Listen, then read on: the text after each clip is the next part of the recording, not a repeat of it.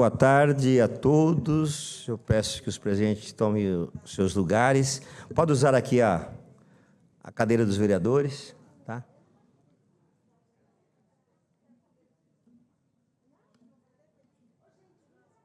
Pessoal, vem aqui para frente, por favor, todo mundo. Senta aqui, ó. É mais confortável.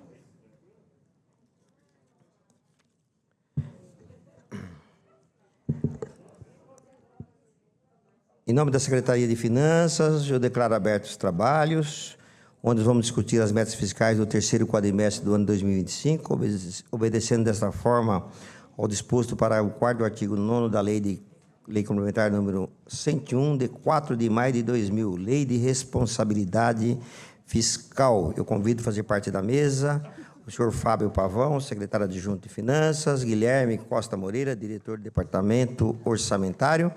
Após a apresentação, abrirei a palavra para os senhores vereadores que tiverem questões relacionadas ao cumprimento das metas fiscais e após aberto para os questionamentos pelos interessados. Os munícipes ainda poderão acompanhar o evento e enviar-me perguntas remotamente por meio da plataforma e-democracia. As inscrições somente serão aceitas na hora da audiência. Eu vou passar para o Guilherme, vai fazer a explanação, né, Guilherme? Da Secretaria, primeiramente, e posterior à palavra do Guilherme, eu abro a palavra aos munícipes e à população que está assistindo online através da plataforma e-democracia. Então, com a palavra, o senhor Guilherme, por favor. Agradecer a presença da Janete Rocha Pietá. Tem representante de vereadores aí? Não tem. E agradecer também a presença da equipe da Secretaria da Fazenda, Secretaria da Receita.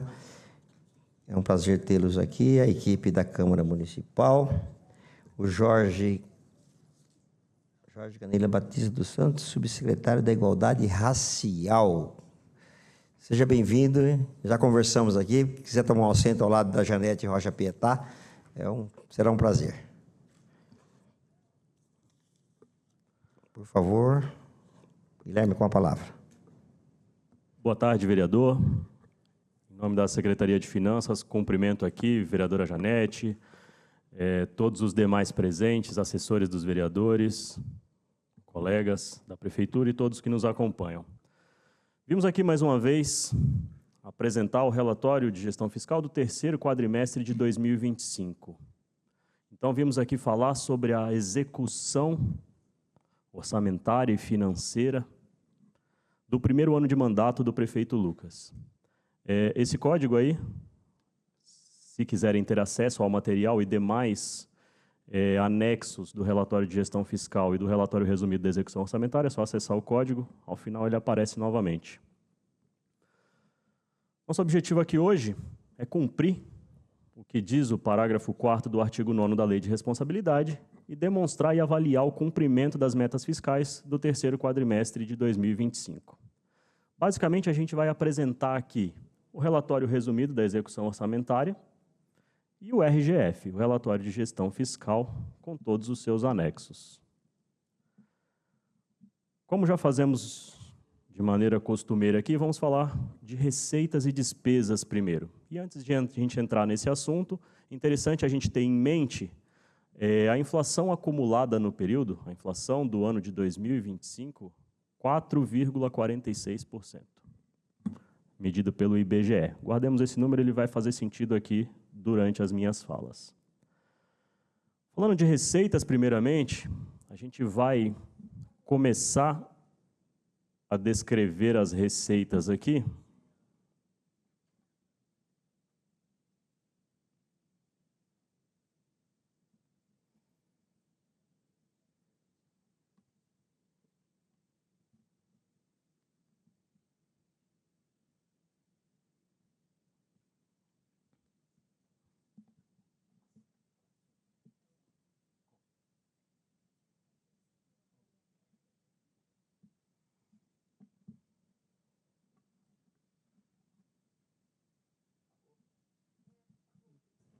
Não pagaram a conta, né, Janete? Cortou a luz.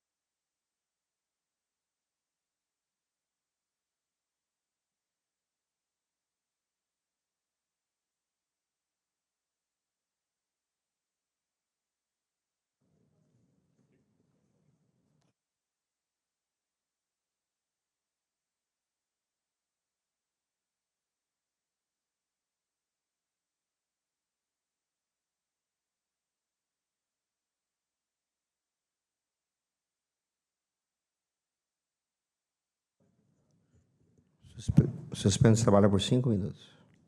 Reabertos os trabalhos. Com a palavra o Guilherme.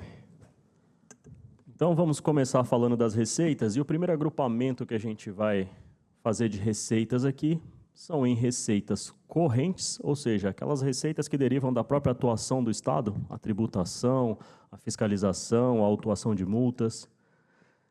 Receitas de capital, que vão ser aquelas de operações de crédito, por exemplo.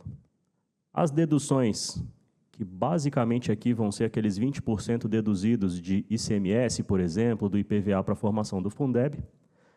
Então, dentro das receitas correntes, que arrecadaram 6,9 bi em 2025, 4,5% a mais do que o ano anterior. As receitas de capital, 212 milhões arrecadados, 54% a menos que o ano anterior. E aqui cabe já o primeiro parêntese. As receitas de capital vão ter, por exemplo, aqui os financiamentos de Finisa, de Desenvolve São Paulo, do Baquirivu, que, por exemplo, em 2024, todos esses estavam no cronograma de execução em sua fase mais acelerada. Então, era natural que em 2024 tivessem maiores desembolsos das receitas de capital e, portanto, também das despesas, como a gente vai ver. E em 2025, os cronogramas já estavam em fase mais lenta, tanto de recebimento quanto de execução, o que vai justificar aí, vamos detalhar mais à frente, essa queda de 54% nas receitas de capital. As deduções, 528 milhões. Então, quando a gente soma as receitas correntes, as receitas de capital e efetua as deduções, a gente chega numa receita líquida total de 6,6 bi, 0,3% maior que o ano anterior. Isso aqui a gente está falando em valores nominais. Se a gente corrigir pela inflação, a gente vai ter que a receita real ela é menor em 25 do que foi em 24. Seja pelo efeito aqui das receitas de capital, seja por demais efeitos, como veremos. Para falar de receita aqui, eu vou gastar um pouco de tempo falando das nossas principais receitas, que vão ajudar a gente a entender o cenário como um todo. E a primeira delas, o ISS-QN, o Imposto sobre Serviços. Do lado esquerdo, um gráfico de radar, e aí cada uma das posições ali vão representar um mês, número 1, janeiro, 2, fevereiro, 3, março, até dezembro. A gente vai ver que o ISS ele se distribui de maneira bastante uniforme entre os meses. E algo constante é que, geralmente, o mês de dezembro tem a maior receita de ISS e o mês de fevereiro, geralmente, tem a menor. Mas quando a gente começa a olhar aqui ano a ano, partindo lá de 2022 no verdinho, a gente começa a ver que ela é sempre crescente. Ele se distribui por igual entre os meses, mas ano a ano sempre crescendo. Quando a gente olha agora para o gráfico da direita e a gente pega o histórico da arrecadação de ISS, algumas leituras aqui são bastante interessantes. A primeira delas, pandemia, é muito visível nesse gráfico. Então, a gente vai ver a barrinha ali do ano de 2020, como o setor de serviço, assim como provavelmente o setor de comércio também, sofreram bastante. Também tivemos restrição à circulação, tivemos comércios fechados, então natural que 2020, de fato, ele apresente todo esse efeito de pandemia. Outro corte que eu vou fazer é de 2021 para trás, que a gente vê que tinha um comportamento, esse pontilhado vermelho é a média móvel dos 3 anos. Então, a gente vê que a média de crescimento de 2021 para trás, apesar de crescer quase que sempre, crescia devagar. Quando a gente olha para 2022 para frente, esse cenário sofre uma mudança radical. A gente vê que de 2022 para frente, o ISS passa a crescer muito rápido. Se em 2021 a gente arrecadou 564 milhões no ano inteiro com ISS, em 2025 a gente arrecadou mais que o dobro disso. Então, a gente está arrecadando mensalmente com ISS, por exemplo, em dezembro de 25, arrecadamos 120 milhões em um único mês com ISS. Foi, naquele momento, o recorde histórico, já superado por janeiro. Em janeiro agora, de 26, a gente arrecadou 150 milhões em um único mês com ISS-QN. Então, é um tributo de competência total do município que vem apresentando um desempenho fantástico desde o ano de 2022. Outra receita muito importante arrecadada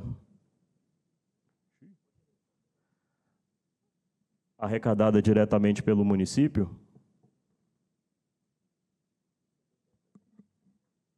prossigo. O outro tributo arrecadado diretamente pelo município é o IPTU. Mas, diferente do ISS, quando a gente vai olhar para o gráfico à esquerda, onde o ISS se distribui por igual dentre os meses, o IPTU naturalmente não. Ele se acumula em janeiro por conta da cota única, que vai dar benefícios para o pagamento no mês de janeiro. Então, a gente tem a acumulação dessa receita do IPTU, geralmente no mês de janeiro. Daí para frente, ele vai arrecadar não mais que 28 ou 29 milhões por mês. Quando a gente olha agora para o gráfico da direita, que vai trazer o histórico da arrecadação de IPTU, e aí eu vou fazer aqui outro recorte. A gente vai fazer um recorte aqui do ano de 2017 para trás e do ano de 2018 para frente. De 2017 para trás, a gente vê uma tendência de crescimento.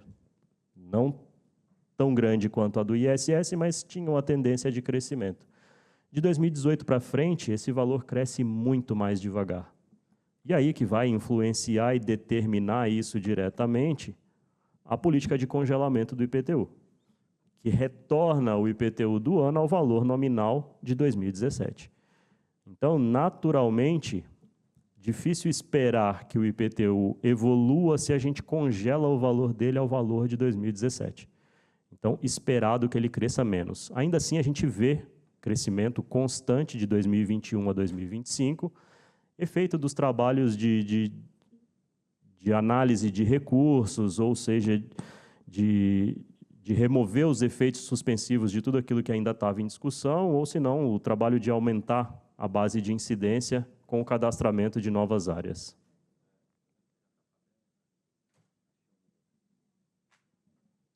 Aguardo, vereador, enquanto trocam aqui o equipamento. À frente, duas outras receitas que merecem ser citadas aqui, no bojo das maiores receitas do município, essas arrecadadas pelo Estado e transferidas ao município, o ICMS e o IPVA. O ICMS, parecido com o ISS, ele se distribui de maneira mais uniforme entre os meses. Já o IPVA, num comportamento bastante próximo ao do IPTU, ele se acumula no mês de janeiro, por conta do desconto da parcela única do IPVA, mas, diferente do IPTU, o IPVA vai se distribuir até maio, e, a partir daí, ele arrecada valores bem menores, não mais do que 8 milhões em um mês, depois do mês de maio. Olhando aqui para o desempenho das principais receitas. Dá uma pausa, então, só para o pessoal técnico acertar aí o painel.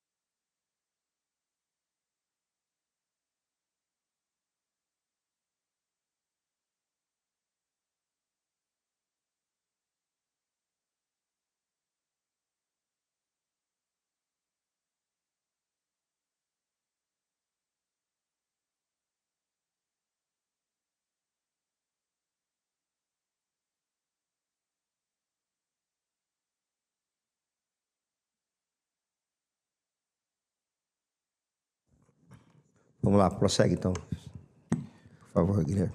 Olhando aqui agora para o desempenho das principais receitas frente às metas de arrecadação, a gente vai ver aqui em azul pontilhado qual era a meta da LOA, da receita de cada um desses principais tributos, e na barrinha cheia o quanto de fato arrecadou. O valor que tem escrito na frente ali é a diferença entre o que estava projetado e o que de fato a gente arrecadou.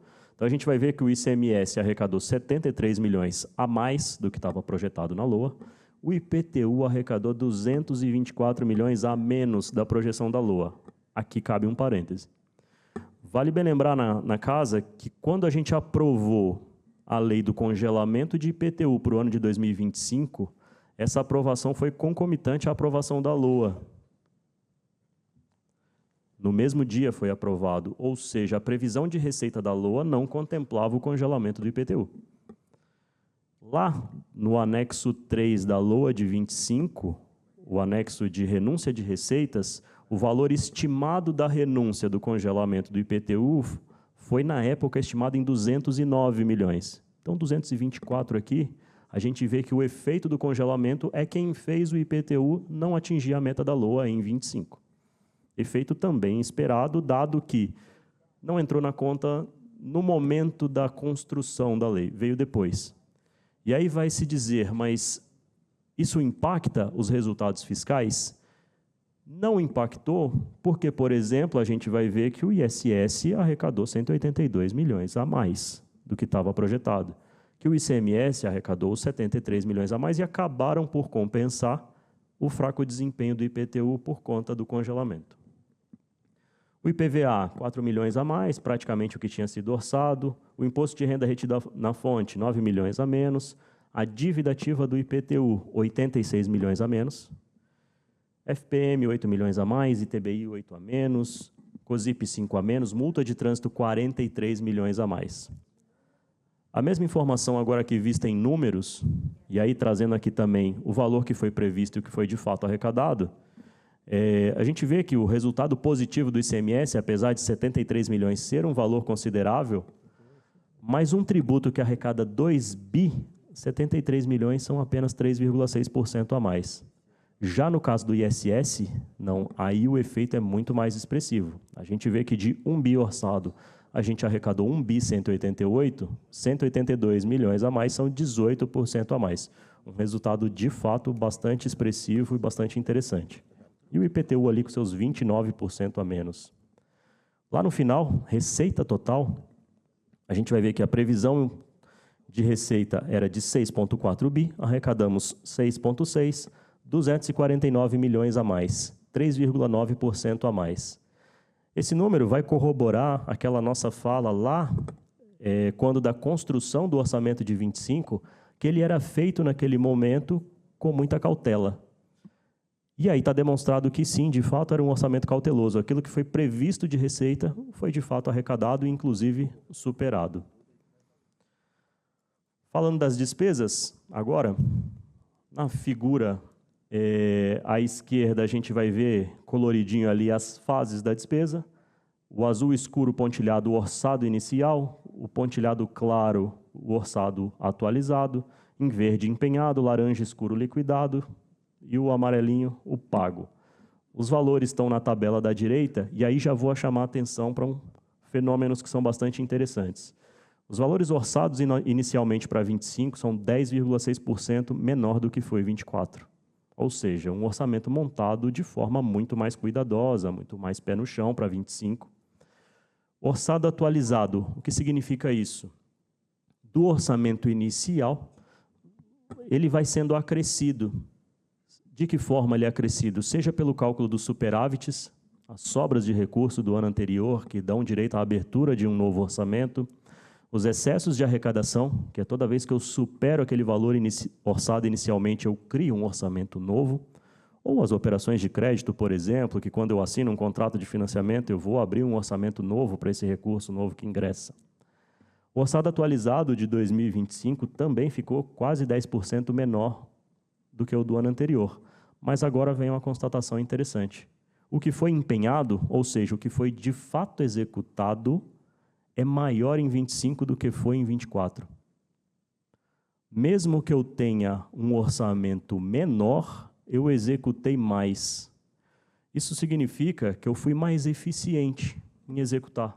Não adianta eu criar crédito orçamentário e morrer com ele na mão. Então, em 25, a eficiência na execução do orçamento foi muito maior. Por mais que eu tivesse menos orçamento disponível, no fim das contas, eu acabei executando mais despesa que no ano anterior. Uma melhor gestão do que tinha disponível em mãos, maior 3%, mesmo com um orçamento 10% menor. Seguindo em frente, assim como a gente separou as receitas em receitas correntes e de capital, nas despesas a gente vai fazer aqui a mesma segregação. Sendo as despesas correntes aquelas despesas de custeio da máquina pública e as despesas de capital, aquelas que ou vão aumentar o patrimônio do município por meio de investimento ou vão amortizar a dívida. Então, nas despesas correntes, a gente tem, por exemplo, o pessoal em cargos, folha de pagamento, 2,28 bi, 4,5% maior que o ano anterior. Juros da dívida, 35% maior, 143 milhões.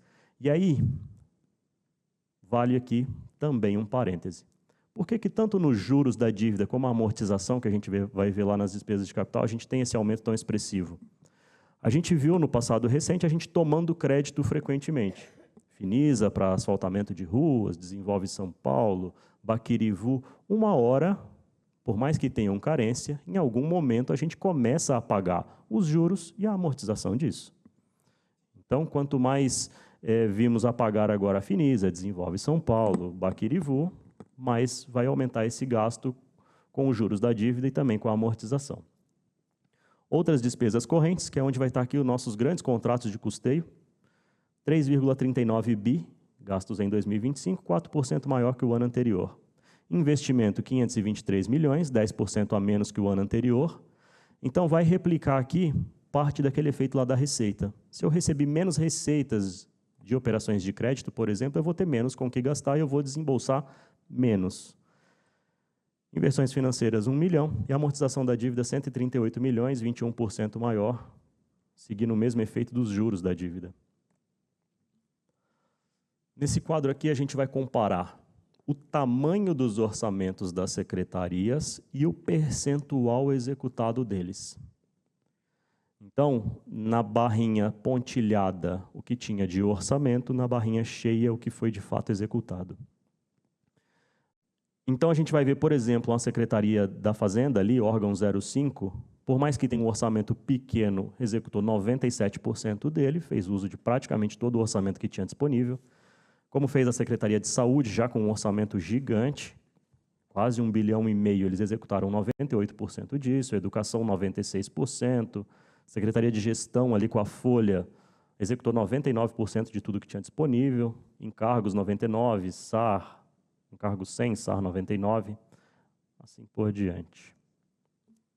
Entrando agora nos relatórios fiscais de fato, vamos começar pelo RREL, Relatório Resumido da Execução Orçamentária. É um relatório bimestral, então a gente vai trazer aqui o relatório do 6º bimestre, que traz também o valor agrupado de todo o exercício. Começando pelo anexo 1, que é o resultado orçamentário. Resultado orçamentário nada mais é do que a diferença das minhas receitas orçamentárias menos as minhas despesas orçamentárias. Então, aqui nesse diagrama de Sankey aqui, extravagante, mas de interpretação não tão complexa, vamos olhar primeiro dele do centro para a extremidade, o lado esquerdo. Do lado esquerdo a gente vai ter as nossas receitas. No verdinho mais escuro ali, receitas correntes, 6,7 bi, 93% de toda a receita são de receitas correntes. Receitas de capital, 212 milhões, e as receitas intra-orçamentárias, 267 milhões. Detalhando as receitas correntes, receita tributária aqui, IPTU, ITBI, receitas arrecadadas diretamente pelo município. 2,4 bi, contribuições. Dentro de contribuições, a gente tem aqui tanto o COSIP quanto as contribuições patronais para o regime previdenciário, 259 milhões. Receita patrimonial, as rentabilidades de aplicação financeira, 190 milhões. Serviços, 39 milhões. Transferências correntes, ICMS, IPVA, transferência para o custeio do SUS, por exemplo, 3,6 bi. Outras despesas correntes, 204 milhões. Lá nas receitas de capital, operações de crédito, 126 milhões, alienação, 2,1 milhões, transferências de capital, 60 milhões, e as outras receitas, 24, e nas receitas intra, 267 milhões. Olhando agora para o lado direito, no lado direito a gente vai falar de despesas. E aqui, separando em despesas correntes, 6 bilhões, despesas de capital, 650 milhões, despesas intra, 267 milhões. As despesas correntes, a gente vai detalhar elas em pessoal, juros e encargos e outras, as despesas de capital em investimento, inversões e amortização. E aí, dessa diferença, a gente vai ver que a gente tem 273 milhões a mais de receita do que tivemos de despesa. Então, num cenário positivo, onde a gente tem mais receitas que despesas, um superávit orçamentário da ordem de 273 milhões. No anexo 2 do réu, a gente vai apresentar as despesas por função administrativa. Funções administrativas definidas lá na portaria 42 de 1999 do então Ministério de Orçamento e Gestão, ele vai falar que função administrativa é o maior nível de agregação das despesas orçamentárias. E ele vai, no seu anexo 1, fazer um rol de quais são essas funções. Para nós aqui, a função que mais executamos no município, função 12, educação, executados 1,8 bi, 28% do orçamento. Função 10, saúde, 1,6 bi, 25%. Função 4, administração, aqui vai ter folha aí dentro, 1,1 bi, 18%. Urbanismo, 794 milhões, 12%. Encargos, 553 milhões, 9%. Transporte, 4%, e assim por diante. No anexo 3, o réu vai trazer a receita corrente líquida. Receita corrente líquida é um conceito simples, mas muito importante. A receita corrente líquida nada mais é que a minha receita corrente, ou seja, aquela que decorre da atuação do Estado, a atuação do Estado em tributar, a atuação do Estado em fiscalizar, em multar, menos as deduções. Importante por quê? Porque essa é a baliza de todos os limites que a lei de responsabilidade vai impor. Quando a lei de responsabilidade vai falar em limite de gasto com pessoal, percentual da receita corrente líquida. Quando vai falar limite de endividamento, percentual da receita corrente líquida. De gastos com PPP, de limite de operações de crédito, todos em percentual da receita corrente líquida. Então, a receita corrente líquida, aqui como a gente está falando de um fechamento de exercício, os 12 meses somados da receita corrente menos as suas deduções. Ele sempre vai contar com 12 meses, o mês de referência e os 11 anteriores. Na apuração fechada do ano é de janeiro a dezembro. Nas parciais de quadrimestre, a gente vai ver que a gente vai pegar de maio de um ano a abril do outro, e assim consequentemente. A RCL de 2025, 6,4 bi. Anexo 4, resultado previdenciário. Toda vez que a gente fala de resultado, a gente vai estar falando de diferença entre receitas e despesas. Resultado previdenciário, a diferença aqui entre as receitas previdenciárias e despesas previdenciárias separadas aqui nos dois fundos que o nosso Instituto de Previdência gerencia. O fundo capitalizado, aquele fundo dos servidores admitidos após a segregação de massas, após setembro de 2000, vai contar aqui também, por exemplo, com os servidores transpostos recentemente. É um fundo superavitário porque tem a maior parte da sua massa ainda na ativa. Tendo a maior parte na ativa, a contribuição é bastante alta, como a gente vai ver. Em azul, as receitas. Então, a gente vai somando aqui contribuições do segurado, 144 milhões. Contribuição patronal, 218 milhões. Receita patrimonial, ou seja, a rentabilidade das aplicações ali, 95 milhões. E aí vimos, subtraindo as despesas. Em aposentadorias, apenas 9 milhões no ano todo. Pensões por morte, outros 9 milhões. Compensação financeira entre regimes, 0,03 milhões. Tudo isso, quando eu somo todas as minhas receitas e subtraio as minhas despesas, a gente chega num superávit previdenciário da ordem de 440 milhões. Cenário diferente é o do fundo financeiro, daqueles servidores admitidos antes de setembro de 2000. E aí, por que diferente? Porque a grande massa já está aposentada. Sendo assim, a contribuição é muito menor. A gente vai ver que a receita de contribuição dos segurados, se é 144 milhões lá no fundo capitalizado, aqui no fundo financeiro, ela é somente 29 milhões. As contribuições patronais, 21 milhões. A receita patrimonial, 4 milhões. Mas agora, quando a gente vê as despesas com aposentadorias, 222 milhões. Natural, é um fundo onde a maior parte dos seus participantes já estão aposentados. Então, pensões por morte, 42 milhões. Quando a gente faz a diferença de tudo o que arrecadou menos o que foi gasto, uma insuficiência financeira de 204 milhões. Insuficiência essa que é suprida pelo Tesouro Municipal mês a mês. Anexo 5, resultado nominal. Esse aqui é um anexo que cabe a gente olhar com bastante cuidado. O resultado nominal, na prática, ele vai medir para a gente a variação da dívida fiscal líquida do município. E aí a gente vai olhar que a nossa dívida fiscal em 2024 era de 2,3 bi. Em 2025, a dívida fiscal líquida do município, 3,5 bi. Dessa diferença, a gente tem aqui um incremento de 1,2 bilhões negativo, um aumento da dívida, um resultado nominal negativo, um déficit nominal de 1,2 bilhões, que fica fora da meta. A meta da LDO de 2025 impunha que nós reduzíssemos o nosso endividamento em, no mínimo, 244 milhões. Não só não foi reduzido, como foi aumentado em 1,2 bi. E aqui explico por que aumentado. A gente vai ver detalhado outros anexos falando especificamente de dívida, mas já adianto, precatórios.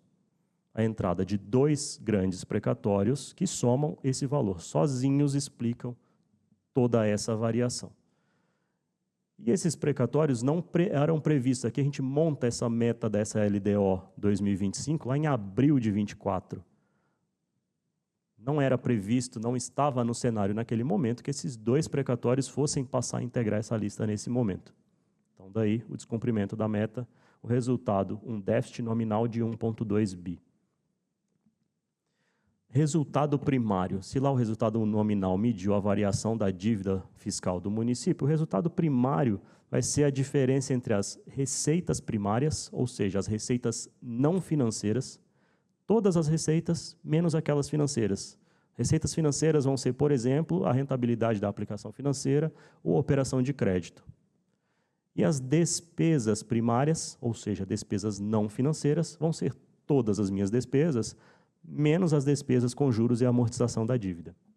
Então, quando a gente soma as receitas de impostos, 2,4 bi, 85 milhões de contribuição, 3,6 bi de transferências correntes, 246 milhões de demais receitas correntes, 2 milhões de alienação de bens, mais 59 milhões de transferência de capital, e começa a deduzir depois 2,6 bi de encargos, 3,2 bi de despesas correntes, 393 milhões de investimentos e 1 milhão de inversões financeiras, a gente chega num resultado positivo, temos mais receitas do que despesas, da ordem de 234 milhões.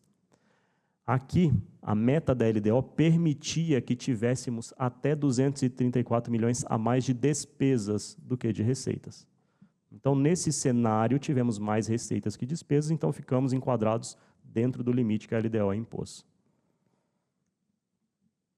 Restos a pagar. Vou explicar esse com calma, porque tenho certeza que esse gera dúvidas e questionamentos. Restos a pagar aqui, primeira coisa que a gente precisa fazer é conceituar restos a pagar processados e não processados.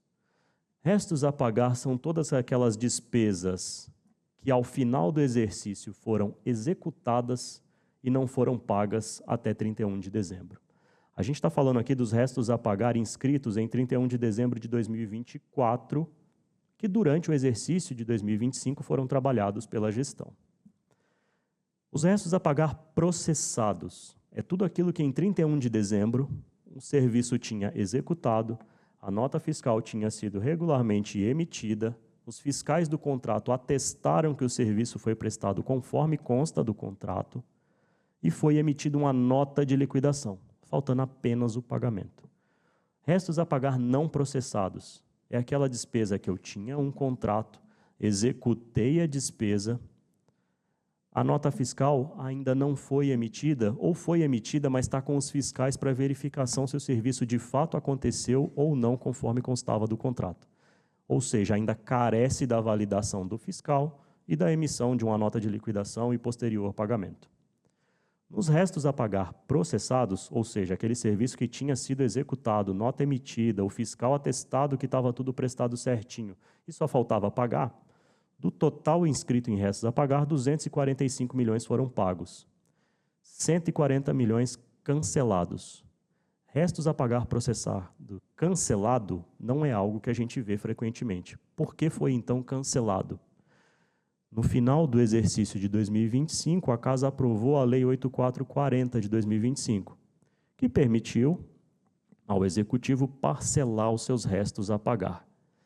De que forma isso acontece? Nesse primeiro momento, ele é cancelado dos restos a pagar, inscrito na dívida consolidada do município, como a gente vai comprovar a seguir aqui, que ele aparece lá na dívida consolidada, esse número não some, e ele vai voltar a aparecer para a gente quando forem convocados, nos termos do regulamento que ainda vai ser editado, forem convocados os credores para que eles parcelem esses débitos até o final do exercício. Isso vai garantir que esse credor não perca o direito ao crédito dele, vai garantir que ele vai receber, mas sem que isso inviabilize a gestão do governo atual. Então, vai fazer com que ele não abandone essa dívida que ele herda do passado, mas que ele cumpra ela sem inviabilizar a sua gestão corrente. Quando a gente olhar aqui para os restos a pagar não processados, a gente vai ver que do total deles, 7% foram liquidados, 6 milhões e 900 pagos, 44 milhões cancelados. E esse cancelamento aqui não é igual ao cancelamento do restos a pagar processado.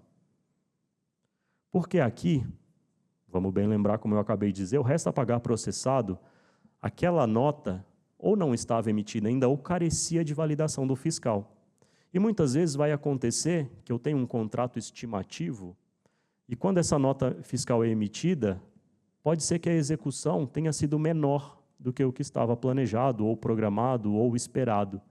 E aí eu tenho um excedente naquele empenho, que é cancelado, mas porque não era de fato devido, porque o serviço que foi prestado era menor do que tinha empenhado.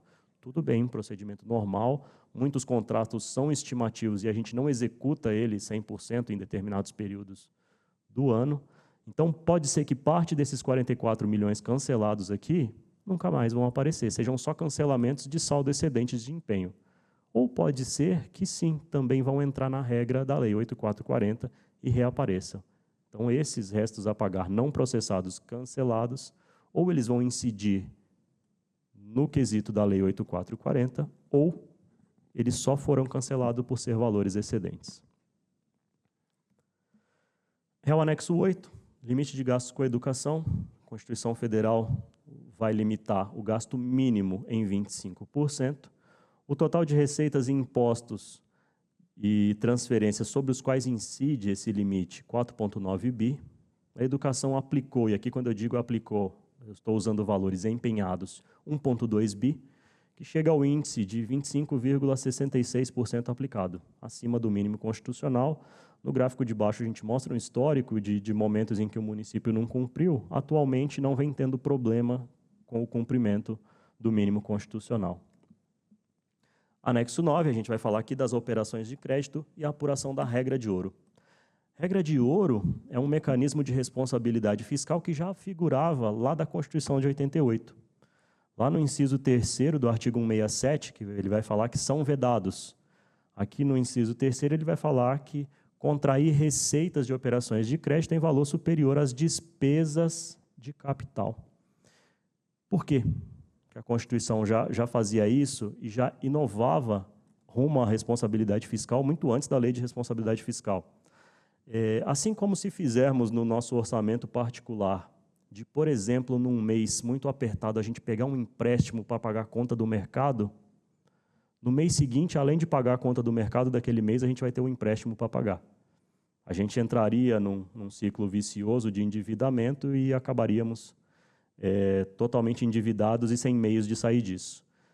Essa regra constitucional, a regra de ouro, é exatamente para impedir isso, para garantir que eu não gaste receitas de operação de crédito em despesas correntes. Naturalmente, a regra não vai um a um. Pode ser que eu tenha um determinado financiamento, um determinado convênio que me permita executar despesas correntes. Não tem problema nenhum, acontece. Mas, de forma agregada, em números agrupados, eu não posso ter mais receita de capital do que despesas de capital. Receitas de operação de crédito que superem as despesas de capital. Então, o total de receitas de operação de crédito em 2025, 126 milhões, despesas de capital, 663 milhões, devidamente enquadrado na regra de ouro. Anexo 10, demonstrativo da projeção atuarial dos regimes próprios de previdência. E aqui, mais uma vez, ele vai separar em plano previdenciário ou capitalizado e plano financeiro. Pelos motivos que eu já expliquei aqui, o comportamento de ambos é bastante diferente. Lá no anexo, a gente vai prever aqui diversos anos para frente, eu trago aqui só alguns para ilustrar o perfil de cada um dos fundos. A gente vê aqui, por exemplo, no plano capitalizado, que em 2025 ele fecha com um saldo financeiro de 2,5 bi, o saldo do regime do IPREF nesse momento 2,5 bi, e a projeção de que esse saldo vai aumentando ano a ano. Já no financeiro, as projeções são sempre negativas, é um fundo deficitário, que naturalmente o Tesouro vai completando ano a ano, então por isso esse número vai sempre aumentando no sentido negativo. Anexo 11, alienação de bens. Aqui, mais uma vez, a regra vem para proteger o patrimônio público. Alienação de bens é toda vez que eu me desfaço, que eu vendo um ativo, seja ele um bem móvel ou um bem imóvel. E aí, para evitar que o poder público, para cumprir com despesas correntes, para cumprir com suas despesas do dia a dia, se desfaça de patrimônio, para toda vez que tiver que pagar folha, não queira vender um imóvel ou se desfazer de algum patrimônio, para proteger o patrimônio público, ele vai me obrigar a gastar toda a receita que eu tiver com venda de bens móveis ou imóveis, ou com despesas de capital, ou seja, para eu fazer um novo patrimônio, ou então para eu cobrir despesas do regime de previdência. Com isso, ele protege o patrimônio público para que eu não fique me desfazendo de patrimônio a todo momento e dilapidar tudo aquilo que o poder público tem em mãos. Em 2025, as receitas de alienação de ativos somaram 2,49 milhões, sendo 990 mil em alienação de bens móveis, 1.090.000 em alienação de bens imóveis, 410 mil em receita de aplicação financeira dos recursos que estavam em conta. Então, no final das contas, não tiveram despesas com esse recurso no ano de 2025, todo o saldo de receita ficou lá disponível, o saldo financeiro de 2025, 2,49 milhões, somado com o saldo anterior, 4,36 milhões atualmente disponíveis em conta. Anexo 12, gastos com saúde, mínimo constitucional de 15%, total de receitas 4,9 bi, total aplicado na saúde, valores empenhados 1,1 bi, que somam 23,07% das receitas aplicadas em saúde, superando o mínimo constitucional devidamente enquadrado nesse ponto. Anexo 13, gastos com PPP. A lei das PPPs vai limitar aqui que eu não gaste mais do que 5% da minha receita corrente líquida com PPPs. Nesse momento, 2 PPPs no município, uma delas ativa, a da iluminação pública, a outra do Hospital Infanto Juvenil ainda paralisada. O total em 2025, 0,9% gastos da receita corrente líquida, gastos com PPP, e a projeção para os anos seguintes é que fiquemos devidamente enquadrados. Entrando agora no RGF, a última fase aqui do que a gente tem para apresentar, o relatório de gestão fiscal é um relatório quadrimestral. Então, a gente vai apresentar aqui o terceiro quadrimestre, que traz também as informações agrupadas do exercício. O anexo 1 do RGF vai falar do limite de gastos com pessoal. E a nossa despesa total bruta com pessoal foi de 2,78 bi, sendo 81% disso com pessoal ativo, 10% com inativos e pensionistas, e 9% com o pessoal terceirizado. Frente àquela receita corrente líquida de 6,4 bi, isso significa 40,9%. A gente fala aqui de limite de alerta em 49%, prudencial em 51% e o limite de gastos mesmo em 54%. Então, nesse momento, devidamente enquadrados. A gente traz aqui um gráfico com o histórico de gastos com o pessoal. Desenquadramos em alguns momentos do passado, no limite de alerta.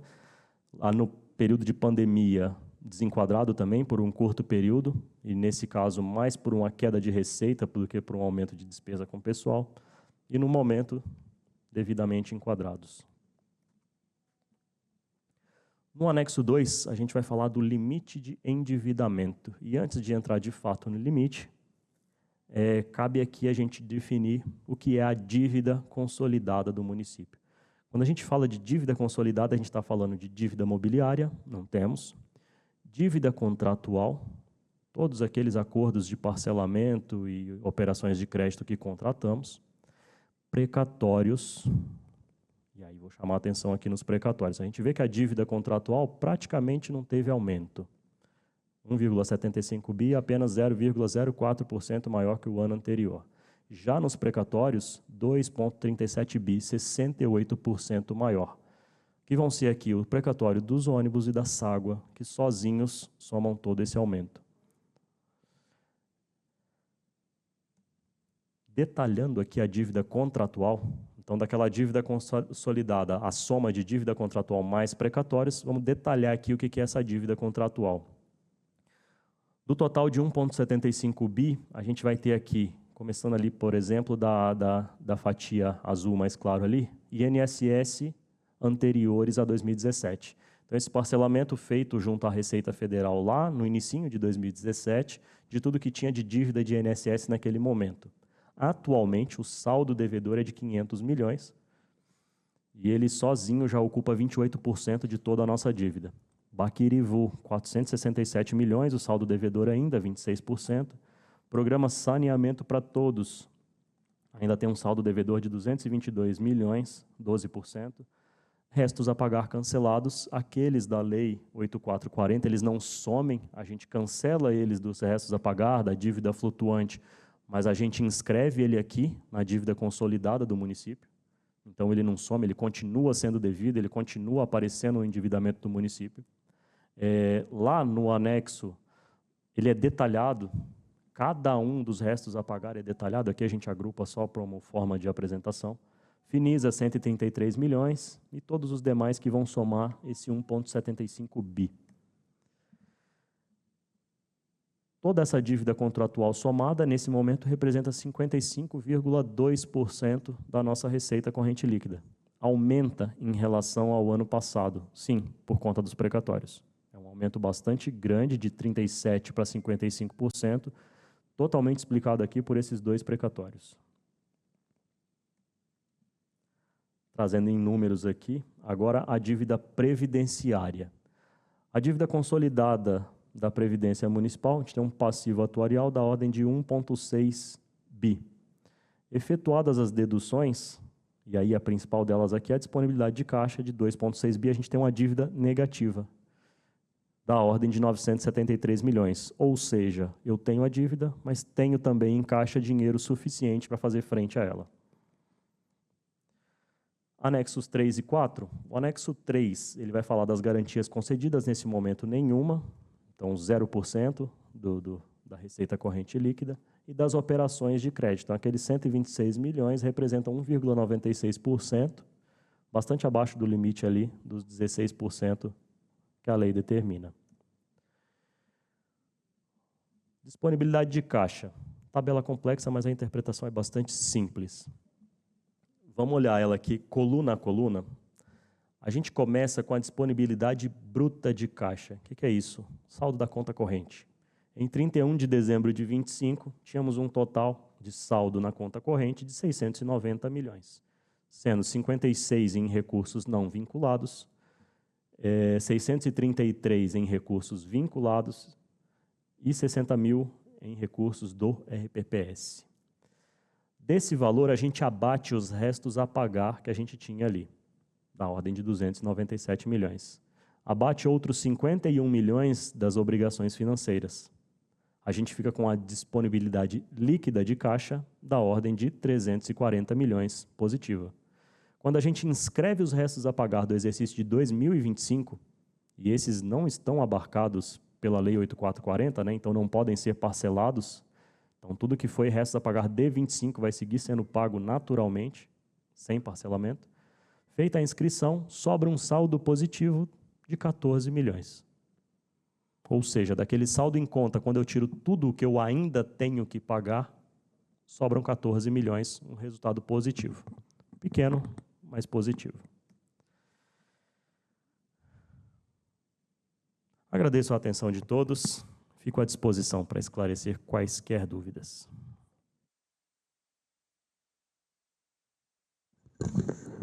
Agradecer o Guilherme pela explanação. Com a palavra, a vereadora Janete Rocha Pietá.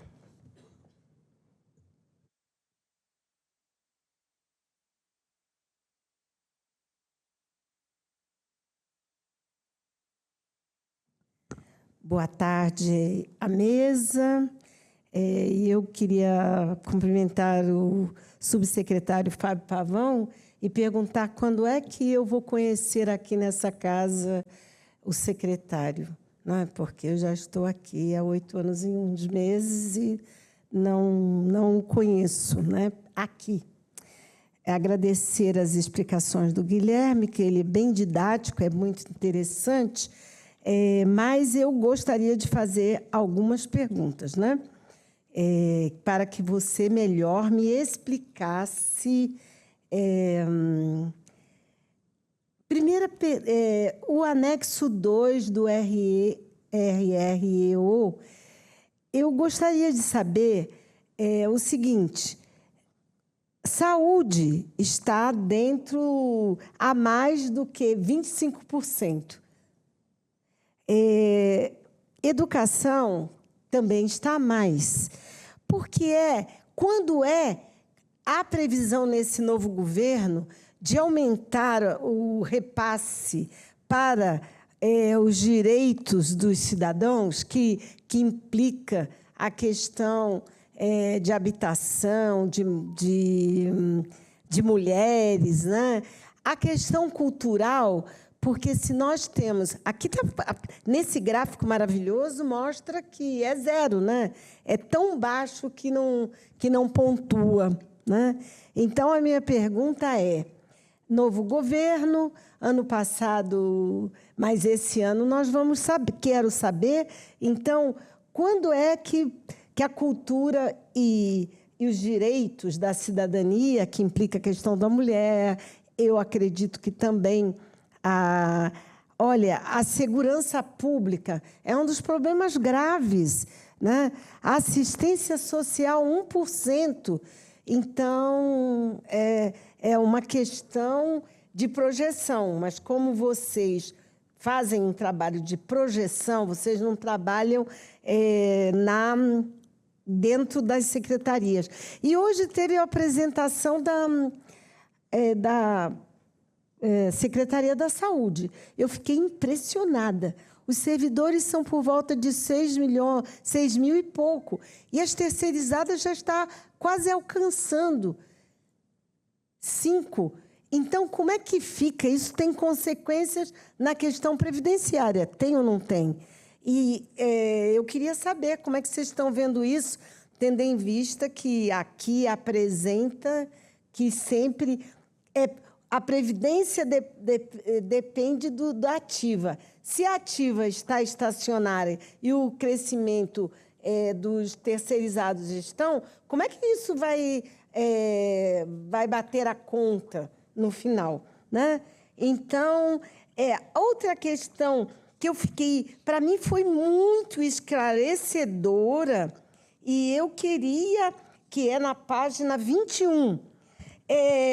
Você colocou aqui muito bem, posso chamá-lo assim de você, parabenizá-lo pelo novo filho, né, o Felipe, né?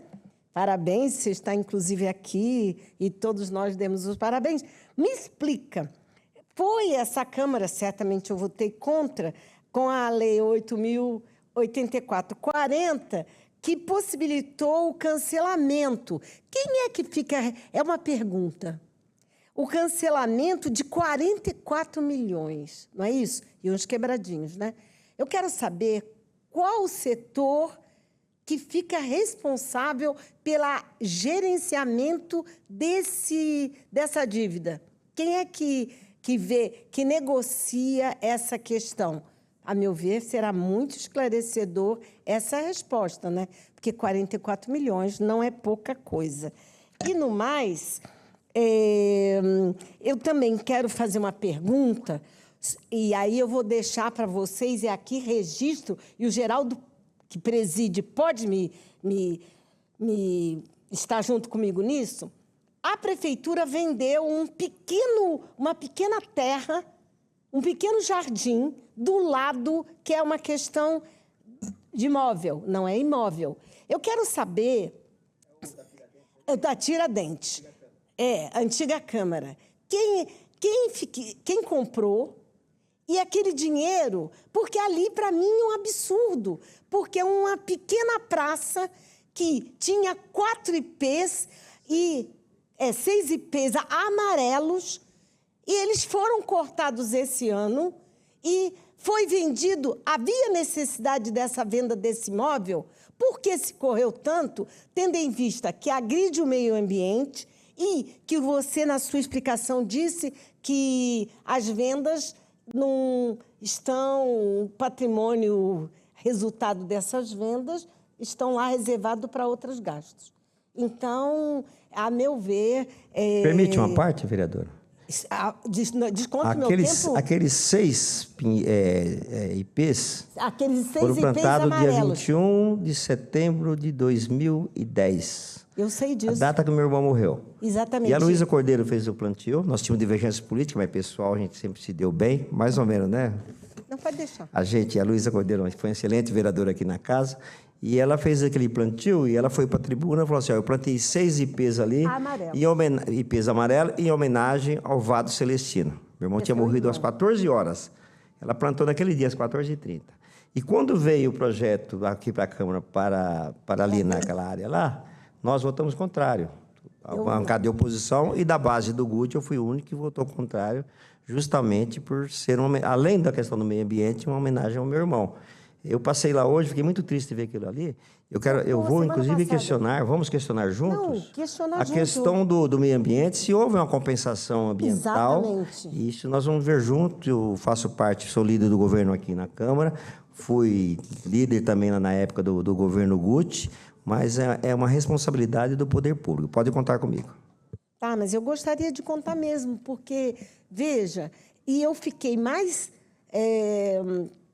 eu não gosto de usar algumas palavras mais tristes, porque por que vender se não for usado a bem da população? E, a meu ver, é um crime porque afeta a questão ambiental, né? Quer dizer, ainda ficou para mim mais crime, tendo em vista que não tinha nenhuma emergência de gastos. Então, eu gostaria de deixar bem claro que, Guilherme, eu parabenizo, acho que é uma aula que você dá, mas, pela sua aula, algumas questões são muito, a meu ver, que eu quero repassar para vocês como é que vai equacionar. Se houve uma redução do pagamento dos impostos, aqui você mostrou... A previsão era menor, é o meu que está tocando, deixa lá, eu esqueci de botar. Aqui na página 9, o IPTU reduziu drasticamente. Como é que vai resolver essa questão? Por que reduziu? E aí eu quero saber por que reduziu e quando vai ter a anistia. Porque, inclusive, essa semana, 2 pessoas me perguntaram, haverá anistia? Porque as pessoas querem pagar suas dívidas, mas sabem que na anistia, inclusive, como é que... eu quero uma pergunta muito técnica. Uma dívida anterior à esse governo e o governo passado, como é que a pessoa paga? A pessoa não quer pagar, mas não sabe como pagar porque não tem um processo. Há uma previsão disso? De anistia? Ele vai cortar minha palavra porque eu já vi o que... Depois a questão da COSIP, aqui na página... Gente, COSIP, para mim, é muito importante, porque é iluminação pública. E a segurança nossa está muito ligada a isso. Ora, houve 5,5 a menos na COSIP. Isso aí, sabe? Para a questão de contabilidade, está tudo bonito, mas para a questão da vida, porque nós temos aqui essa casa de pensar na vida da população de Guarulhos.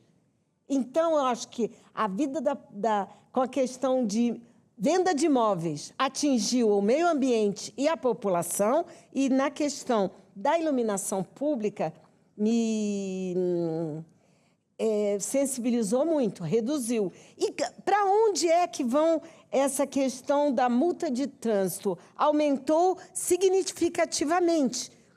Para onde vai esses gastos de multa? Porque a multa de trânsito é para a melhoria das vias, do transporte. E isso não bate, né? Então, as perguntas que eu faço, e se eu me esqueci de alguma coisa, eu acho que a dívida ativa de IPTU abaixou aproximadamente 43%, é isso?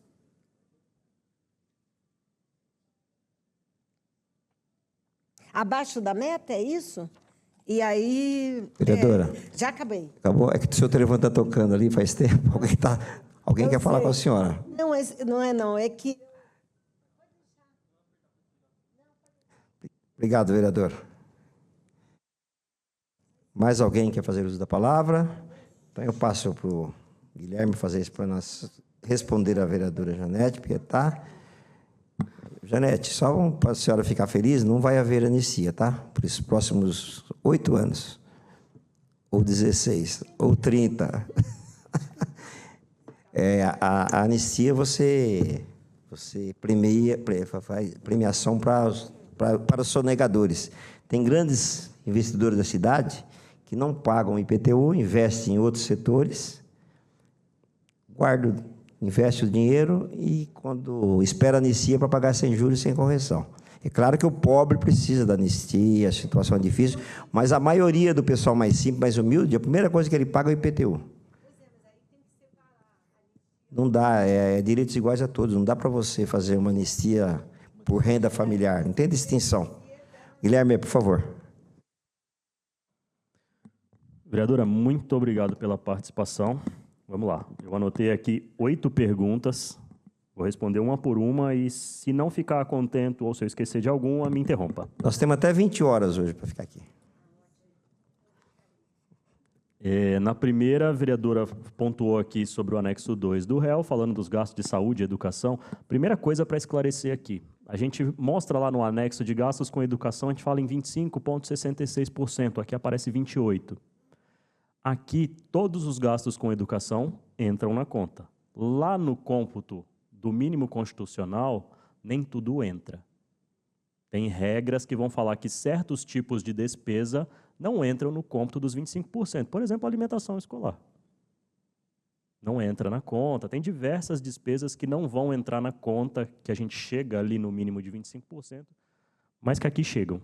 Então, por isso, esse número diverge lá. A mesma explicação para a saúde. A gente fala em 23,07 lá no cômputo oficial de gasto com saúde, aqui dá 25. Aqui todas as despesas da saúde estão na conta. Lá, só aquelas que a Constituição vai permitir, que o regulamento vai discriminar como que fazem parte do cômputo. E aí, muito interessante, muito importante a consideração de que, como eu vou aplicar mais em outras áreas, se eu já deixo tanto nessas? E aí, só 2 delas, com os mínimos constitucionais, já vão me levar boa parte do que eu tenho de receita. Receita que é finita, receita que é limitada, receita que é disputada por tantas despesas, que tem tanto mérito.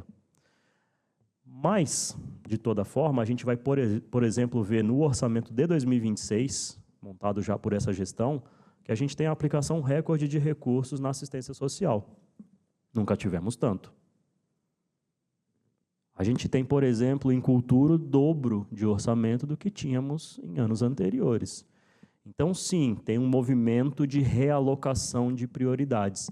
Naturalmente, não dá para fazer muita extravagância. O nosso nível de discricionariedade, ou seja, aquilo que sobra quando eu tiro o obrigatório, não chega a 10% do meu orçamento.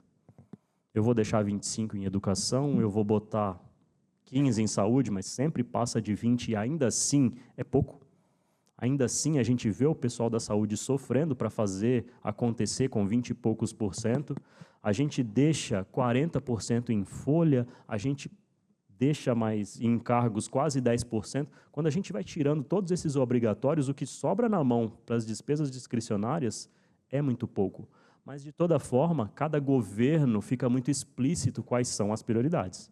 Então, no orçamento de 26, a gente já viu uma mudança bem grande em quais foram as secretarias que foram agraciadas com um maior orçamento, que vai mostrar qual é o foco. Por exemplo, eu falo da assistência social. Nunca teve tanto recurso na assistência social como no orçamento de 26. Ou uma cultura, por exemplo, que dobra o tamanho do orçamento. Então, são movimentos, sim, que vão deixar claro quais são as prioridades de cada governo. Naturalmente, para que a gente coloque mais recursos nessas outras áreas, implica em arrecadar mais. E também tem sido uma frente desse governo, que tem sido apoiado por essa casa, que ajuda a gente a movimentar alíquotas quando acha que é necessário, que ajudou a gente a aprovar o novo Código Tributário quando foi necessário. Então, com a coragem de quem está no executivo de abordar a questão de arrecadar mais, que muitas vezes é uma questão sensível, ou a gente aborda pelo aumento de alíquotas e maior tributação, ou a gente aborda pelo aumento de eficiência dos mecanismos de arrecadação, e a gente vê que ambos estão sendo abordados. A gente vê que o ISS cresceu antes da gente mexer na alíquota dele, mexendo na eficiência da arrecadação. Teve um movimento de mexer na alíquota, que a gente vai ver também o resultado disso daqui a pouco. Entregar mais passa por arrecadar mais. Seguindo aqui, então, falou da página 21. 21, quando a gente falava dos restos a pagar, os cancelamentos. Não só 44 aqui, na verdade, os 140 lá do outro lado, mais os 44 aqui. Como vai funcionar a Lei 8440? Primeiro, ela só incide pelos restos a pagar deixados pelo governo anterior. E aí, qual que é a intenção aqui? Pagar tudo aquilo de pronto sacrificaria o governo atual. Ele teria que deixar de entregar no seu próprio governo para cumprir com toda aquela dívida do passado. Então, ele usa essa abordagem de vamos parcelar, durante esse governo, tudo o que for do passado, para eu garantir o crédito a esses credores. Então, essa dívida não some. Lá na dívida consolidada do município, o relatório da dívida consolidada, que é um relatório público, cada um dos credores com o seu valor que foi cancelado está lá. No centavo, cada um dos credores, um por um. Então, esse valor não se perde, ele migra de lugar, ele deixa de estar empenhado no meu dia a dia, ele passa para a dívida. Qual que é o mecanismo agora? Vai sair um decreto regulamentador que ele vai convocar. Hoje, o estoque dessa dívida é guardado pela contabilidade. A contabilidade registra tudo isso. Agora, cada um desses credores vai ser convocado a apresentar tudo aquilo que ele tem de passivo e a acordar um plano de pagamento, que aí o regulamento vai dizer em quantas parcelas, dependendo do tamanho que for a dívida de cada um, que isso vai ser parcelado. Antes disso ser assinado esse acordo, essas dívidas voltam para que cada secretaria que contratou deu ok, se de fato foi prestado, se é um serviço de fato devido, se o valor, se tem procedência ou não. Cada área contratante vai revalidar esse número. E aí volta para depois, para que seja reempenhado como uma dívida contratual do município, de um parcelamento, e aí vai sendo pago parcela a parcela. A venda do imóvel, não sei detalhes sobre a venda desse imóvel específico, o vereador conhece muito mais do que eu aqui, o Geraldo, né? Mas com certeza... Eu vou explicar, só uma parte, tá? Janete, esse imóvel é o seguinte, ali é de um empresário aqui da cidade de Guarulhos. E o prédio necessitava de aumentar o acesso ao prédio com elevadores. Aquele local ali, que era uma área pública, uma área verde, o prefeito Guti mandou para a Câmara para alienar para o proprietário do prédio. Foi isso que aconteceu. Ali vai sair, ali vão construir um elevador de acesso ao prédio lá da antiga Câmara Municipal. Independente disso, esse recurso que foi proveniente disso, ele fica numa conta corrente específica, separada, e só pode ser gasto ou com a compra de outro imóvel, ou com a compra de um bem imóvel, ou com regime de previdência. Não foi gasto, está lá na conta ainda hoje, tem 4 milhões nessa conta, está lá. Ou para gastar com outras despesas de capital, ou com regime de previdência. Que não foi gasto e está lá na conta disponível ainda. Página 9, fala da redução do IPTU. Isso, o IPTU aqui, negativo frente à meta do ano. Como eu expliquei, quando foi aprovado o congelamento do IPTU de 25, a LOA de 25, com a projeção da receita de 25, já estava pronta. E não dava tempo de ser alterado e refeito, né? Tudo isso são meses de trabalho ali. Mas foi aprovado, e aí a gente viu que teve esse efeito negativo. Esperávamos, se descongelássemos o IPTU para 2025, esperávamos arrecadar 200 milhões a mais. Como congelou, fomos frustrados nesses 200 milhões. Por sorte, por esforço, por competência de quem estavam nas áreas afins, arrecadamos aqui para cobrir essa diferença, mas naturalmente é um dinheiro que faz falta. Certamente, esses 200 milhões em caixa, 25% deles teriam sido destinados à educação. A educação teria tido 50 milhões a mais para gastar se não tivéssemos congelado e deixado de arrecadar esses 200 milhões. A saúde ia ter mais dinheiro para gastar. Teríamos como entregar mais benfeitorias e atuação do poder público com esse recurso. Mas, enfim, é uma escolha que passa por votação, a casa aprova. Anistia de IPTU, o vereador falou, e aqui dizendo agora oficialmente, não tem informação sobre anistia nesse momento, não temos previsão. COSIP, aqui mesmo, 5 milhões a menos do que foi previsto na LOA.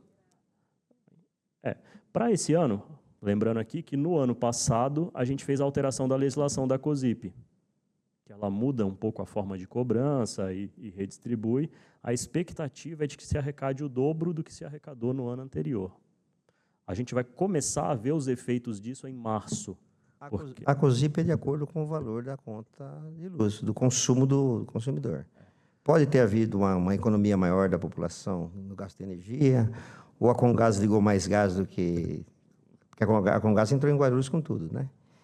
Se foi faturado menos energia para cada um dos consumidores, na métrica antiga queda, né? Era um percentual do consumo. Então, se consumiu menos, arrecadávamos menos.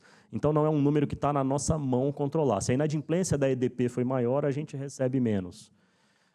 Não temos muito como dominar. Mas com a mudança da legislação, que fizemos no ano passado das alíquotas, é esperado que agora, em março, a EDP já repasse para a gente um valor maior. Janeiro e fevereiro a gente arrecadou 7,3 milhões em cada um dos meses da contribuição. Em março, a gente já espera ver o efeito da mudança da legislação. Se vai concretizar aquela expectativa de duplicar o valor ou não. Então, certamente, o Fundo Municipal de Iluminação Pública vai ter bastante mais recurso esse ano para trabalhar do que teve até então. Multa de trânsito, próximo. As multas de trânsito, a legislação joga todo esse valor lá para o Fundo Municipal de Trânsito, né, de Transporte e Trânsito, e a aplicação dele é específico. Então, só pode ser usado para aquele fim específico de cuidar do próprio sistema de trânsito, das sinalizações, dos radares e tudo quanto mais. Então, desde o ano passado, vem arrecadando um pouco mais, mas gasto sempre com isso. O gasto é restrito ao que está na legislação, nada fora isso. E a dívida ativa de IPTU, por último aqui, frustrou de fato a expectativa. A gente esperava que o município fosse mais bem-sucedido na cobrança do que a gente tem de passivo, principalmente da dívida ativa de IPTU, que é a maior das dívidas ativas. É disparada a maior. Enquanto a dívida ativa de IPTU, em média, arrecada 14, 15 milhões no mês, a segunda maior, que é a de ISS, não passa de 2. Então, de fato, o resultado negativo aqui frustra. A nossa eficiência em cobrar não tem sido tão boa quanto gostaríamos, ou previmos, ou imaginamos. Respondido, vereadora? Faltou alguma?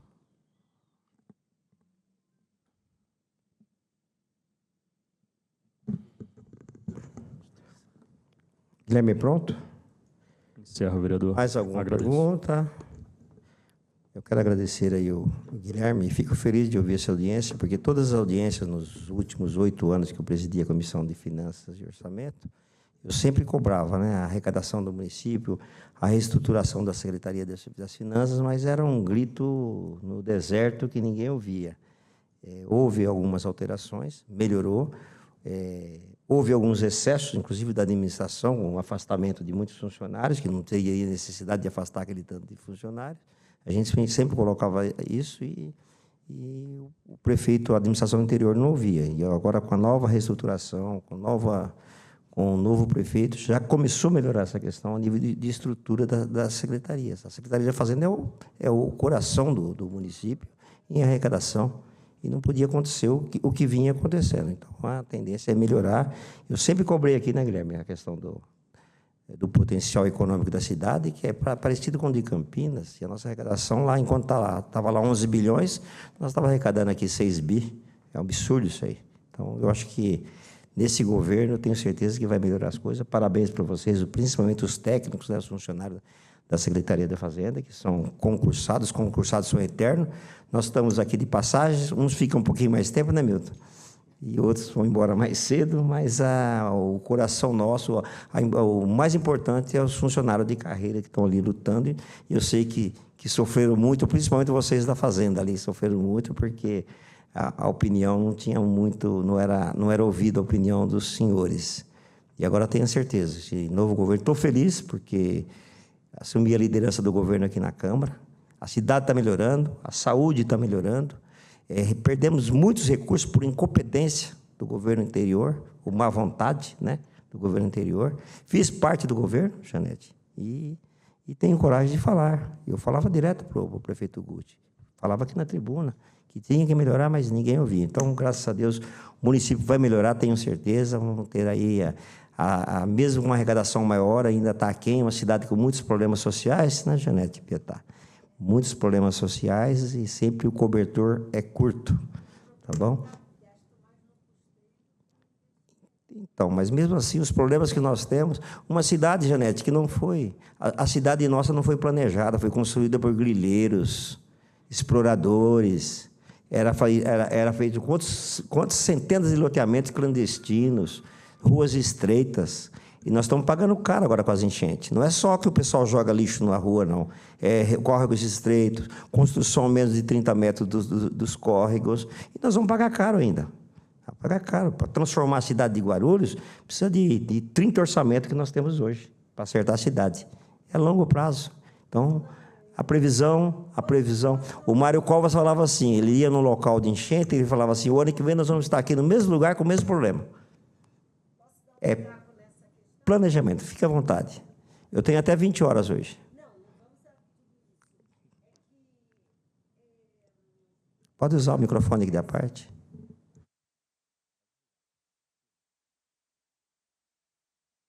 Se coloca como as finanças pode estabelecer parcerias com a questão da defesa civil frente às mudanças climáticas. Porque existe um Ministério de Desenvolvimento Regional. E eu estou perguntando isso porque eu fiz um projeto de lei frente aos problemas que estão ocorrendo na cidade, de repasse de uma taxa única para as pessoas que perderam tudo nas enchentes. Existe uma grande parceria, grandes verbas que vêm do governo federal. E aí eu queria saber aonde fica essa questão, porque Guarulhos está sofrendo muito em áreas localizadas onde tem tido chuvas torrenciais, como é o córrego do Japonês ali na Cocaia, ou devido à contenção da Dutra no Macedo. Então, há iniciativas, qual é a secretaria, ou se... Porque isso é busca de verbas, né? Eu gostaria de fazer um apelo para essa questão de buscar verbas federais, no sentido de socorrer as catástrofes que estão ocorrendo com a população. Aqui eu fiz um projeto de lei, mas cabe ao Executivo buscar essas verbas e para que resolva, porque está grave. E estamos apenas em fevereiro. As chuvas virão até março, né? Vereadora, o assunto mudança climática ele é um assunto inevitável. Ele vai nos atingir invariavelmente. A gente vê Minas sofrendo, minha cidade natal, Ubá. Terrível. Em algum momento poderemos ser nós. Então, é um assunto que a gente não vai poder negligenciar por muito tempo. Se a gente não se antecipar, ele vai chegar até nós e vai nos pegar despreparado.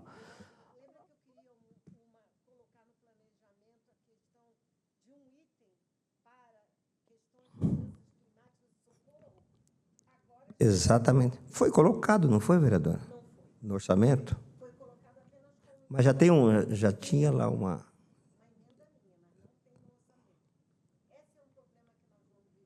A gente vê que na reestruturação, a Secretaria do Meio Ambiente deixa de ser só uma Secretaria de Meio Ambiente, ela muda o objetivo dela. Naturalmente, a mudança ainda é incipiente, ainda em fase de instalação, mas a gente espera com isso que a abordagem do governo seja mais ampla. De fato, para a gente trabalhar isso, a vereadora perguntou a responsabilidade de quem? De quem é a Secretaria agora do Verde e também da Secretaria de Obras, que é quem executa de fato, né? Quem põe a mão na massa para executar. Então, a gente vê ambas as frentes e a gente espera que isso se torne do nosso cotidiano, nos antecipar antes que isso nos atinja e nos pegue despreparado.